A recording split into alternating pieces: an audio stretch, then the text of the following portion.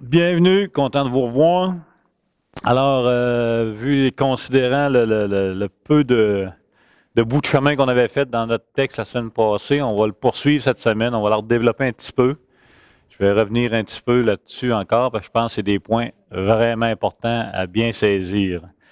Donc, Ecclésiaste chapitre 5, versets 1 et 2. Ne te presse pas d'ouvrir la bouche et ne te laisse pas entraîner par ton cœur à formuler hâtivement des promesses en présence de Dieu, car Dieu est au ciel et toi sur la terre. Que tes paroles soient donc peu nombreuses. En effet, de même que les rêves naissent de la multitude des occupations, de même un flot abondant de paroles engendre des propos inconsidérés. Si tu as fait un vœu à Dieu, accomplis-le sans tarder, car les insensés déplaisent à Dieu. Ce que tu as promis, tiens-le. Il vaut mieux ne pas faire de vœu qu'en faire un et de ne pas s'en acquitter. Ne laisse pas tes paroles te charger d'une faute et ne va pas dire au représentant de Dieu, mon vœu était une erreur. Pourquoi irriter Dieu par tes paroles et faire échouer tes entreprises? Car beaucoup de vaines rêveries aboutissent à beaucoup de paroles en l'air. C'est pourquoi éprouve un grand respect pour Dieu. C'était dans la Sommeur. Donc, juste revenir encore avec la prière, la fameuse question que nous avions posée, est-ce que nous pouvons, par la prière, faire fléchir le genou de Dieu en notre faveur? En d'autres mots, est-ce que nous pouvons, par la prière, faire fléchir Dieu en notre faveur? Et j'avais pris le texte de Matthieu, chapitre 7, versets 7 à 11. Il dit, demandez et l'on vous donnera, cherchez et vous trouverez, frappez et l'on vous ouvrira. Car quiconque demande reçoit, celui qui cherche trouve, et l'on ouvre à celui qui frappe. Lequel d'entre vous donnera une pierre à son fils s'il lui demande du pain? Ou s'il demande un poisson, lui donnera-t-il un serpent? Si donc, méchant comme vous l'êtes, vous savez donner de bonnes choses à vos enfants, à combien plus forte raison votre Père qui est dans les cieux donnera-t-il de bonnes choses à ceux qui les lui demandent? Le point est le suivant, c'est assez simple en fait, c'est que quand mes enfants me demandent quelque chose, sais-tu parce qu'ils me le demandent que je leur donne? Si c'est parce qu'ils me le demandent que je leur donne, tout ce qu'ils vont me demander, il faut leur donner. À 16 ans, papa, donne-moi un char. Oui, fils.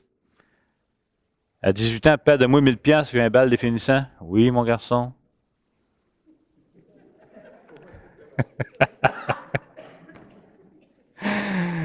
À 30 ans, papa, va-t'en de la maison, il faut garder la maison. Oui.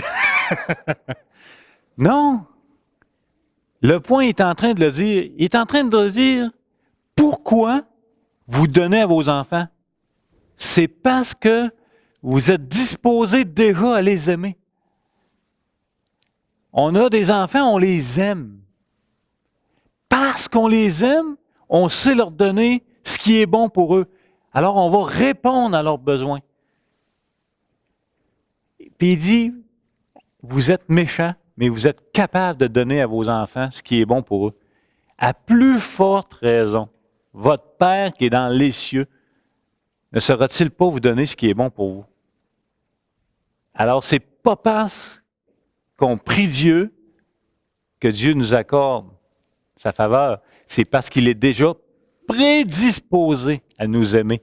Il s'est déjà engagé envers nous. Voyez-vous la distinction? C'est vraiment important. Et nous, méchants comme nous sommes, on fait des erreurs. Méchants comme nous sommes,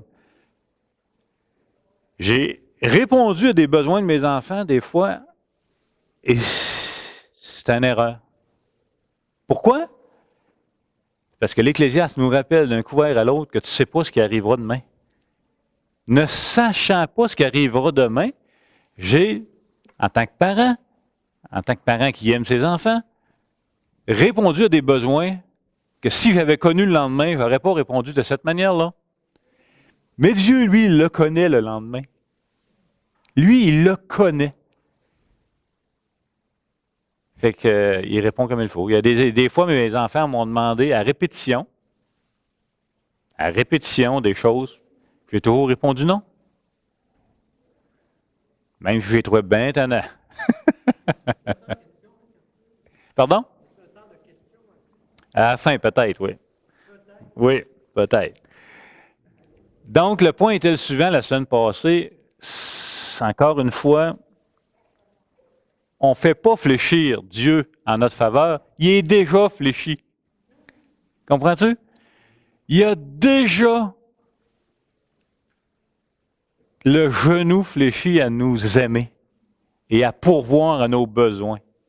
Et il y a même des fois, en tant que parent, tu veux donner de quoi à ton enfant, puis il n'en veut pas. En te répondant, et je n'ai pas besoin. Je suis capable tout seul. Vous avez déjà entendu ça, capable tout seul. Mais Dieu fait la même affaire, hein? Dieu veut nous offrir des choses, puis on ne le veut pas.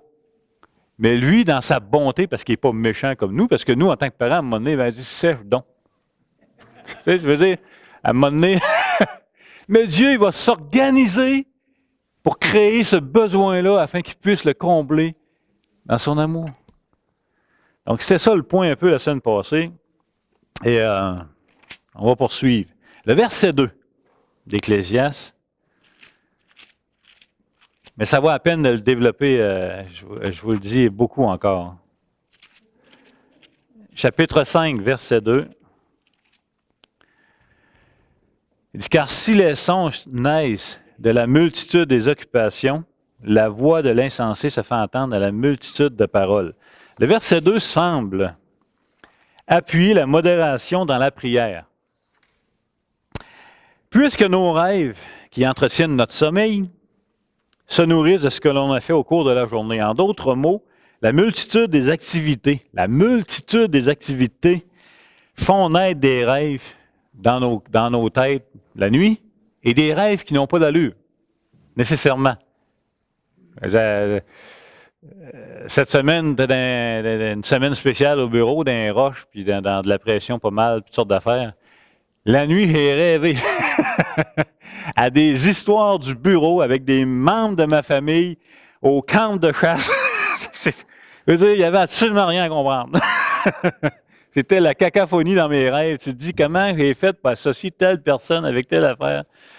Les rêves proviennent de la multitude des activités. Donc, le Qoélette nous rappelle que c'est la voix de l'insensé qui se fait entendre dans la multitude des paroles. La voix de l'insensé se fait entendre dans la multitude de paroles. Son point, c'est que ça peut être aussi décousu qu'un rêve. Ça vous arrive, fait des cauchemars, j'imagine. Ça vous arrive, fait des rêves qui n'ont pas d'allure, que c'est décousu, que ça n'a pas de sens. Qui naissent la multitude des activités. Il fait comme une comparaison. Puis son point, c'est la même affaire. Il dit, la multitude des paroles, là, c'est aussi décousu que les rêves qui naissent de la multitude des activités. Luty a écrit ceci. William Luty. Déjà devant une majesté de ce monde, il ne sied pas de se laisser aller à un excès de paroles. À plus forte raison, en est-il ainsi devant la majesté de Dieu? Je ne sais pas si on vous accorderait la grâce d'avoir un entretien avec le premier ministre du Canada, le président des États-Unis, et si après l'entretien, il n'y a pas eu le temps de placer un mot, ça se peut que vous ne marquez pas l'histoire. Ou si vous la marquez d'une façon inappropriée. En d'autres mots, même devant une personnalité honorée d'un peuple, ça ne sied pas de multiplier les paroles. Tu es beaucoup plus d'être sage, d'écouter plus, puis d'être... Fait que c'est comme ça. Les versets 3 à 5, je vais y revenir d'ailleurs. Les versets 3 à 5 d'Ecclésiaste, il dit, lorsque tu as fait un vœu à Dieu, ne tente pas à l'accomplir, car il n'aime pas les insensés. Accomplis le vœu que tu as fait. Mieux vaut pour toi ne point faire de vœu que d'en faire un et de ne pas l'accomplir. Ne permets pas à ta bouche de faire pécher ta chair. Et ne dis pas en présence de l'envoyé que c'est une inadvertance. Pourquoi Dieu s'irriterait-il de tes paroles et détruira-t-il l'ouvrage de tes mains? Donc, il faut aller lire au moins un passage de l'Ancien Testament sur les vœux, parce que ce n'est pas notre culture beaucoup. Tu sais, on en fait des vœux, il n'y a pas de problème, là. Je ne suis pas en train de vous juger ce que vous dites dans votre tête, mais la culture de l'époque, les vœux faisaient partie aussi de la loi de Moïse. Si tu voulais faire un vœu, il y avait des façons de faire, etc. Fait qu'on va aller lire Deutéronome 23. Il faut toujours se rappeler aussi qu'à l'époque de l'Ecclésiaste, le temple, les sacrifices, ça existe. 23, 21 à 23. Deutéronome 23, les versets 21 à 23. Il dit, si tu fais un vœu à l'Éternel, ton Dieu, tu ne tardera point à l'accomplir, car l'Éternel, ton Dieu, t'en demanderait compte, et tu te chargerais d'un péché. Si tu t'abstiens de faire un vœu, tu ne commettras pas un péché, mais tu observeras et tu accompliras ce qui sortira de tes lèvres. Par conséquent, les vœux que tu feras volontairement à l'Éternel, ton Dieu, et que ta bouche aura prononcé. Bon. Fait que ce qui est clair ici, c'est que les vœux, c'est un côté volontaire. Vous n'étiez pas obligé de faire de vœux. À l'époque, entre autres. Tu vas en faire, sache que tu es responsable de ce qui sort de ta bouche, de ton engagement.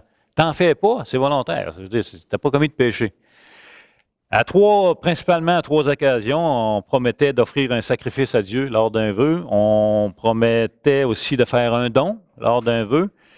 Ou on faisait une promesse de consacrer quelque chose ou quelqu'un lors d'un vœu. C'est les 3 principales raisons. Le vœu pouvait venir d'une expression de reconnaissance pour un bienfait de la part de Dieu. Donc, en reconnaissance, les gens pouvaient accomplir un vœu. Mais le plus souvent, ils accompagnaient une requête. On promettait à Dieu quelque chose s'il exauçait la prière. Nombre 21, 2, juste vitement. Nombre 21, verset 2. Nombre 21, verset 2. On peut lire à partir du verset 1. Le roi d'Arabe, cananéen, qui habitait le Midi, apprit qu'Israël venait par le chemin d'Athérim.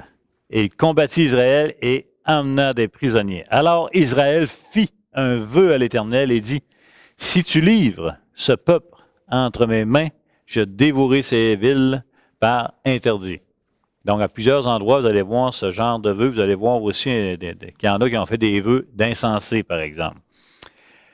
Jephthé avait prononcé un vœu irréfléchi et précipité. Juge 11, verset 30 et suivant, vous prenez là en note, vous pourrez aller le voir. Jephthé avait prononcé un vœu irréfléchi. Pas ça vous dit de quoi, là? Oui?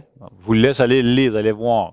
Encore une fois, le point, c'est ne te presse pas à ouvrir la bouche. Réfléchis avant de parler. Jephthé s'est mis les 2 pieds dans la bouche à faire un vœu rapidement. Cet exemple nous fait bien comprendre ce que dit le Qoélette. Ne laisse pas tes lèvres te rendre coupable. Parce que s'abstenir ensuite d'accomplir ton vœu est un péché devant Dieu qu'il va sanctionner. C'est ce qu'on vient de lire dans Deutéronome. Donc, pourquoi aller attirer la colère divine par tes paroles? Donc, c'est le point du Qoélette sur les vœux. Il souligne le fait que tu ne peux pas te justifier ensuite en disant à l'envoyer, c'est une inadvertance. Tu as fait un vœu, après ça, non, écoute, dis ça de même. Sur le coup de l'émotion. Il te rappelle que tu ne peux pas dire à l'envoyer après, non, c'est une erreur. Encore une fois, ça amène la réflexion. Ne te presse pas d'ouvrir la bouche. Envoyer est vraiment intéressant. Il cite dans c'est-tu envoyé qu'il y avait dans mon verset, là? Ne tarde pas à l'accomplir quand mieux vaut, ne permet pas ta bouche. Oui, à l'envoyer, verset 5, il y a d'autres traductions, c'est pas envoyé. Envoyer messager, ça désigne le prêtre lui-même ici. Le prêtre avait le travail de rappeler à celui qui avait fait un vœu, par exemple, d'offrir un sacrifice, de lui rappeler que ton vœu n'est pas accompli. C'était son travail. Puis Maillard dit ceci concernant le mot « envoyer messager ». Il dit peut-être que le Qoheleth a-t-il préféré ce terme à celui de prêtre pour rappeler que ce n'est pas seulement à un homme que le vœu a été adressé, mais à celui dont cet homme est le messager et donc le représentant. En d'autres mots, le prêtre, tu fais un vœu, si tu le désobéis à ton vœu, si tu n'accomplis pas ton vœu, ce n'est pas envers le prêtre, c'est envers celui à qui le prêtre sert. Donc Dieu, le prêtre est un représentant de Dieu. Fait qu'il dit probablement qu'il a choisi le mot messager ici pour rappeler qu'il représente quelqu'un et c'est Dieu. Donc alors, même chose que la prière, trop de vœux, comme trop de paroles, c'est téméraire.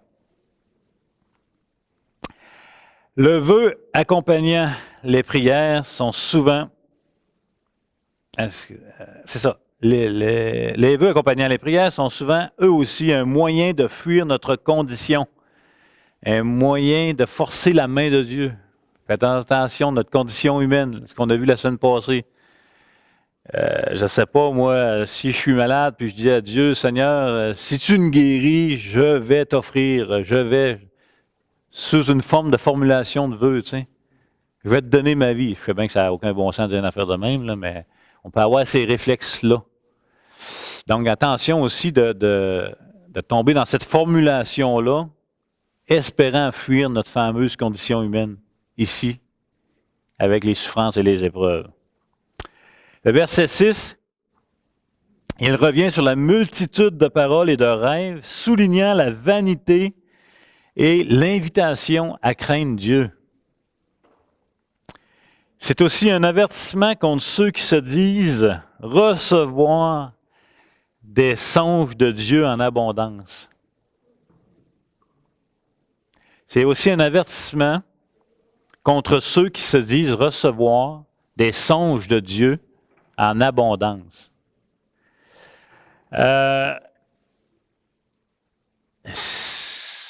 Dieu se manifeste encore par les songes, il n'y a pas de problème. Dieu peut vous parler par un songe, je n'ai pas de problème avec ça. Mais la révélation de Dieu est terminée. Ça, c'est clair. Alors, si vous m'arrivez à moi avec vous avez reçu un songe de Dieu qui est une nouvelle révélation de Dieu non dévoilée à ce jour, ça se peut que je ne vous écoute pas beaucoup. Pourquoi? Parce qu'il y a révélation, inspiration, illumination. La révélation de Dieu est complétée. Elle est donnée. Elle a été donnée par les prophètes, elle a été donnée par Jésus-Christ, de Genèse à Apocalypse, elle est complétée. Il n'y a plus rien qu'on doit savoir qui n'a pas été révélé de la part de Dieu. Tout a été mis par écrit par inspiration. Et aujourd'hui, le Qoheleth et les Écritures nous appellent à écouter beaucoup. Pourquoi? Écouter quoi? La révélation qui a été donnée par écrit, par inspiration. Et si on écoute beaucoup, on tombe dans l'illumination, dans la compréhension de ce que Dieu a donné. Vous me suivez? C'est bien important. Fait que si Dieu vous parle par un songe, comme si Dieu vous parle par un onde, puis si Dieu vous parle par un frère, par la radio, par qui que vous voulez, il n'y a pas de problème. Dieu a cet amour-là pour communiquer envers ses enfants. Mais ça ne devient pas une parole non révélée qui est maintenant révélée parole de Dieu. C'est très important. Fait que si vous m'arrivez avec un songe, vous dites Dieu me dit qu'on doit faire ça ou que c'est ça, bien écoute, il te l'a dit à toi, vas-y, là, mais on n'est pas obligé de croire que c'est une parole de Dieu. Et acceptons aussi le fait qu'on peut se tromper. Dieu est au ciel, nous sur la terre, là. Acceptons ça, OK? Donc, un commentaire en terminant cette section. On a un exemple ici d'un de nos pires ennemis, le bien. En d'autres mots, notre dévotion, notre piété peut nous rendre coupables. Elle peut être corrompue, même si en apparence, elle est belle et intéressante. Il n'y a pas beaucoup de choses plus beaux que de rendre un culte à Dieu. La prière, en apparence, c'est beau, c'est bien, c'est valorisant. Mais le Qoélète nous rappelle que ça peut être notre ennemi, ce beau bien-là. L'appel à la prudence lorsque nous rendons un culte est à prendre très au sérieux. Et je vous lis encore, parce que vous savez que je veux tellement honorer ce monsieur-là. Là. Je vais lire un petit passage qui est écrit.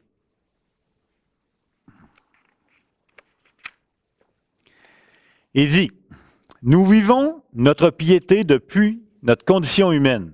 Tu es sur la terre. Notre piété est, comme tout le reste de notre vie, entachée par le mal. On y trouve bien des choses qui sont tordues et bien d'autres lui manquent. Le caractère déplorable et décevant de la condition humaine se manifeste jusque dans notre pratique culturelle. Et celui qui attend de la piété qu'elle le fasse échapper à cette condition, ou qui attend de Dieu en réponse à ses actes de piété, qu'il le délivre de tous les aléas, de toutes les misères, de toutes les souffrances qui sont le lot présent des humains, s'expose à pécher par sa piété même. » Donc, ça peut être un de nos ennemis. Ce n'est pas parce qu'on offre plus de sacrifices, OK, ça c'est important. Ce n'est pas parce qu'on offre plus de sacrifices animaux aujourd'hui, c'est pas parce qu'on offre plus on va plus au temple offrir des animaux, que nous ne pouvons pas offrir un culte des insensés. Là. On offre encore un culte à Dieu aujourd'hui. Et tout comme à l'époque de l'Ecclésiaste, à l'époque du temple,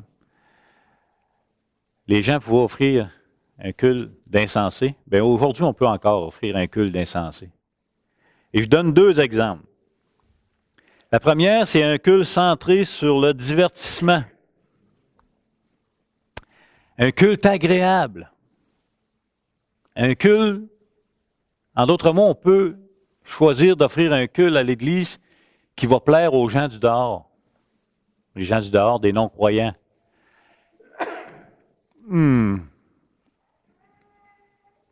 La parole de Dieu n'est pas plaisante. Rappelez-vous, allez témoigner. Allez voir que ce n'est pas si plaisant que ça. La parole de Dieu est pénétrante, tranchante. La parole de Dieu dévoile le cœur humain, met en lumière le péché de l'homme, met en lumière la méchanceté de l'homme, afin de l'amener à la repentance. Fait que on n'est pas ici pour attirer les gens. Puis ça, c'est un piège facile à tomber dans notre époque. Hey, on pourrait faire ci, on pourrait faire ça, on pourrait faire ci. Et si on le fait, soyez assurés que ça va être au détriment de la parole. On va t'obliger de prêcher partiellement. Si on veut rendre le lieu agréable à entendre aux gens qui ne connaissent pas Dieu. Soyez-en assurés. C'est indéniable.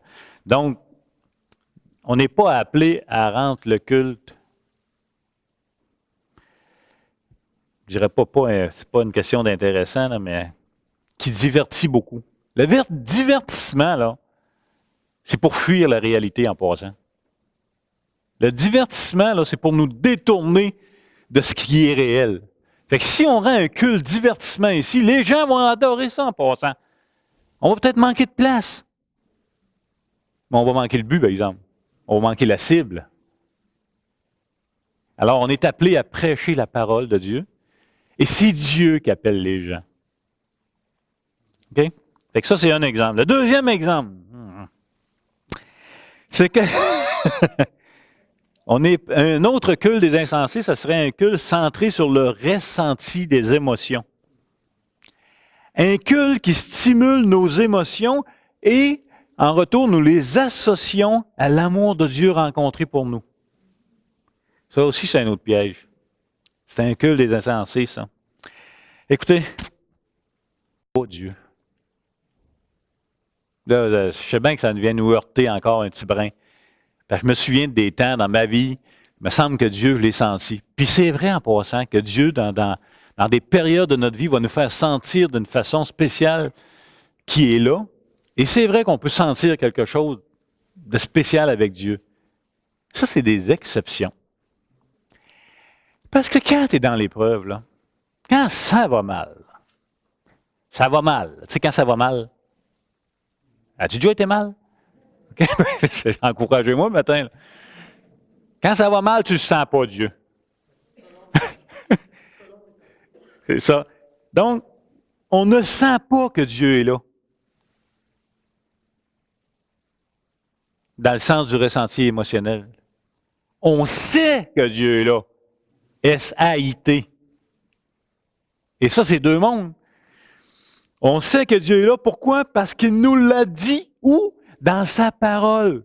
Et parce qu'on a beaucoup écouté et qu'on y ajoute foi, ben même si on sent absolument rien, même si on sent le contraire, dans nos émotions, c'est comme si on vit l'épreuve seul au monde, parce qu'on a écouté et qu'on a entendu que Dieu nous accorde cette grâce de nous illuminer notre entendement, bien on le sait qu'il est là. Et non, on sent qu'il est là. C'est vraiment différent. Quand ça va bien, c'est tellement le fun. Là. On le sent qu'il est là, puis on s'en fait accraire. Des fois, on se bourre aussi. Là, hein? Mais quand tu es dans l'épreuve, là, mettons, quand tu es dans le tremblement de terre en Haïti en 2010, là, à part sentir le chien, là, je chantais pas, j'étais là. Tu comprends-tu? Non, là, c'est plus là, là. Attends un peu, c'est quoi tu dis dans ta parole? C'est quoi tu dis donc? T'es là, hein? Oui, t'es là. Oui, tu nous as promis d'être là tous les jours. Tous les jours jusqu'à la fin du monde. Ce jour-là, aujourd'hui, fait partie de tous les jours. Donc, t'es là, Seigneur, hein? On le sent plus pantoute, là. Mais on le sait. Mais si on n'est pas écouté, on ne sait rien. Et on va rechercher encore à côté en manquant la cible, peut-être dans des émotions, peut-être dans autre chose. Jérémie 17,9, le cœur de l'homme est tortueux plus que toute autre chose. Matthieu 15, 18, 20, Jésus, dans une simple, qui ne s'était pas lavé les mains, puis scandalisé, puis là, les pharisiens étaient scandalisés parce qu'ils mangeaient sans s'être lavé les mains. Fait que là, Jésus leur dit, dans ce que vous mangez, là, ça passe par un système de tuyauterie, puis ça sort par un expulseur. Ça s'en va dans les toilettes. C'est pas grave. Mais ce que vous dites, l'abondance de vos paroles révèle votre cœur. L'abondance de vos paroles révèle votre insensé. Fait qu'il vient rejoindre notre Coëlette. Donc, en écoutant beaucoup, le Saint-Esprit renouvelle notre intelligence. Et je m'approprie, par la grâce de Dieu, cette promesse de Dieu, et je sais que Dieu est toujours avec moi, et non je sens que Dieu est toujours avec moi. Donc, si notre culte serait orienté vers le ressenti, je ne sais pas si ça se dit, le ressenti émotionnel, mais mon docteur en français me dit qu'on peut le dire, on manque la cible. On manque la cible. Parce que si on met l'emphase sur les émotions, il faut faire du compromis. Et où qu'on le fait, le compromis? Ça va être sa parole. On va faire le compromis, on va tasser la parole pour aller vers autre chose. Et ça va attirer des gens. Mais on va manquer le but. On va manquer le but. À la fin, s'il vous plaît. OK, gardez vos commentaires. C'est juste parce que je ne me rendrai pas loin encore. Donc, on pourrait dire ceci. Marcher par le ressenti, c'est comme marcher par la vue. OK? Et marcher par la foi, c'est comme marcher par je sais. Parce que j'ai entendu. OK? Fait que c'est deux exemples. Il y a d'autres exemples, mais il y a d'autres exemples. Encore un dernier commentaire sur cette section. Dieu est au ciel et nous sur la terre. Le pendant de cette déclaration se retrouve dans le Nouveau Testament, Vous vous souvenez, quand on a commencé avec les premiers chapitres d'Ecclésiaste, on avait le pendant dans le Nouveau Testament avec l'apôtre Paul de Romains chapitre 8. Mais le pendant de cette distance entre Dieu et les hommes, il y a un pendant aussi dans le Nouveau Testament. Bien intéressant. 2 Corinthiens.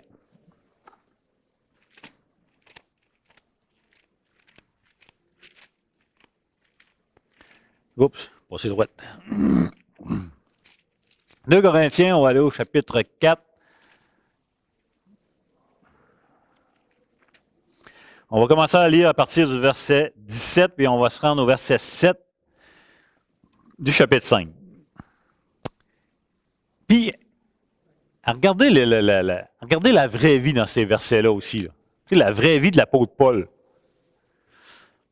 Il dit, « Car nos légères afflictions du moment présent produisent pour nous, au-delà de toute mesure, un poids éternel de gloire, parce que nous regardons non point aux choses visibles, mais à celles qui sont invisibles, car les choses visibles sont passagères et les invisibles éternelles. » Ici, ça semble faire référence à notre corps, visible et invisible, en lien avec les versets 1. Nous savons en effet que si cette tente, notre homme extérieur, où nous habitons, sur la terre, est détruite, nous avons dans le ciel un édifice, donc l'homme extérieur, qui est l'ouvrage de Dieu, une demeure éternelle qui n'a pas été faite de main d'homme. Aussi, gémissons-nous. Il me semble que ce n'est pas plaisant, ça, gémir. Là. Je ne sais pas, mais je ne vois pas ça si beau que ça, gémissons-nous. Là. Gémissons-nous dans cette tente. Notre homme, notre corps. Il parle de notre corps ici. Là. Il ne parle pas d'un camping. Là. Gémissons-nous. Dans cette tente, désirant revêtir notre domicile céleste. Si du moins nous sommes trouvés vêtus et non pas nus, fait référence au salut, car tandis que nous sommes dans cette tente, nous gémissons, accablés, parce que nous voulons non pas nous dépouiller, mais nous revêtir afin que ce qui est mortel soit englouti par la vie. Et celui qui nous a formés pour cela, c'est Dieu qui nous a donné les arts de l'esprit. Car nous sommes donc toujours pleins de confiance et nous savons qu'en demeurant dans ce corps, nous demeurons loin du Seigneur. Loin du Seigneur. Voyez-vous le pendant avec l'Ecclésiaste? Dieu est au ciel et toi sur la terre. Tout le long de l'Ecclésiaste, il te rappelle, attends-toi pas d'avoir la vie céleste sur la terre. Et Paul est en train de dire la même affaire. Attends-toi pas dans ton corps de mort de vivre une vie de corps de résurrection. Parce que tu es encore loin du Seigneur. C'est tellement un beau texte. Donc, Paul met en contraste notre condition humaine, ici-bas, remplie de souffrance, versus notre condition à venir, qui est un corps ressuscité, glorifié. Paul écrit que pour le moment, nous demeurons loin du Seigneur. Et ça, malgré les promesses de Jésus qu'il est toujours avec nous tous les jours jusqu'à la fin du monde. Ça n'empêche pas Dieu de venir vers nous. On l'a vu la semaine passée. C'est Dieu qui s'est engagé à venir vers nous. C'est Dieu qui s'est engagé à pourvoir nos besoins. Fait que cette limitation-là n'empêche pas l'œuvre de Dieu pour nous. Donc, son point rejoint celui du Qoheleth. Nous ne pouvons pas jouir sous le soleil de ce que nous jouirons dans notre vie à venir. Il faut accepter ça.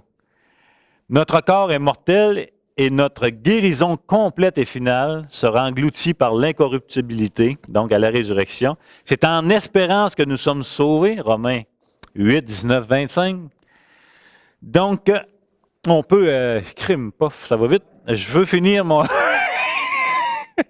Je vous donne des versets, prenez-les en note pour ceux qui désirent. Rappelez-vous Philippiens 2, 25, 27, Paul avec son compagnon malade.